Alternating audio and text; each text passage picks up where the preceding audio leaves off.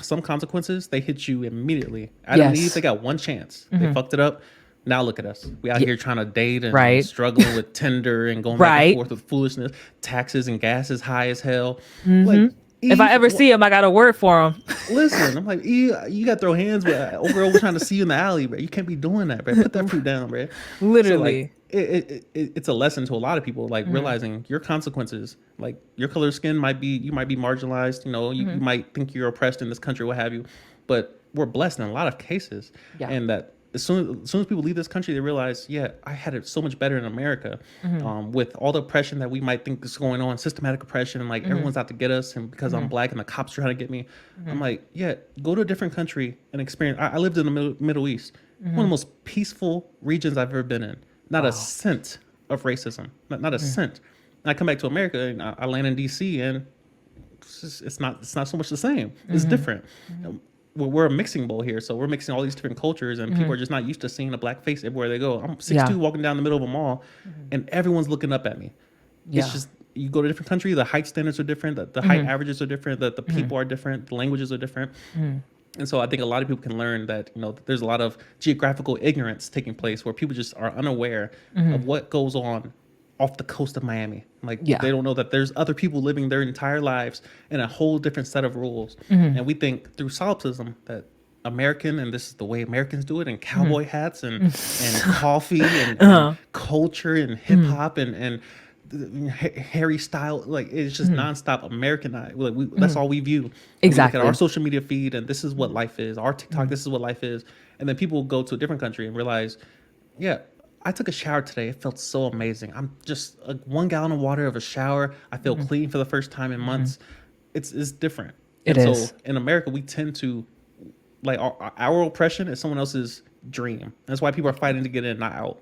People are crossing the border, getting shot, getting arrested, getting separated from their kids, just for a chance to pick cherries, a chance to stand in a Home Depot parking lot, to build somebody's construction, site for pennies on a dollar, cash on the table. So I try to operate from both sides, having proper perspective, realizing, all right, I'm blessed first. We're on the internet. Exactly. We're rich. We probably got all these devices that we're talking back. You got a $400 mic. I got a $300 mic. Like, I see the headphones. Headphones. Listen, we do what we can out here, bro. Exactly. We take care of business, but it's just like the stuff that we complain about, and we say, bro, we're so oppressed. I'm like, are we really?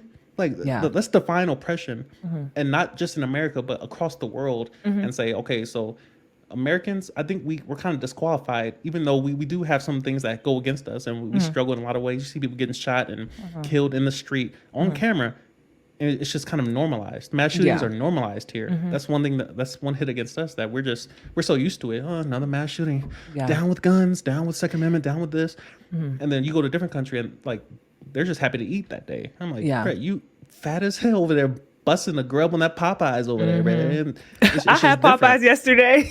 Listen, you get that biscuit too, man? I actually did not. I got the sandwich though. I got the mac and cheese too. Hell nah, man. But give me an extra biscuit. You understand? I need an extra. Put some jelly on that mug, warm it up. It's different. It's different. So let this be a warning to everyone else watching. All the 2 people live and the 20 people that will watch this over the next couple of weeks. Just be aware. Even in this country, some mistakes are immediately fatal. You see young men, they get horny and they lose track of long-term consequences. Lately, I've really been studying the registered sex offender registry and how that junk stays with you the rest of your life, bro. There's a bridge in Miami that has nothing but sex offenders living under it, and they can't go anywhere else. They have ankle monitors that monitors their location 24 hours a day.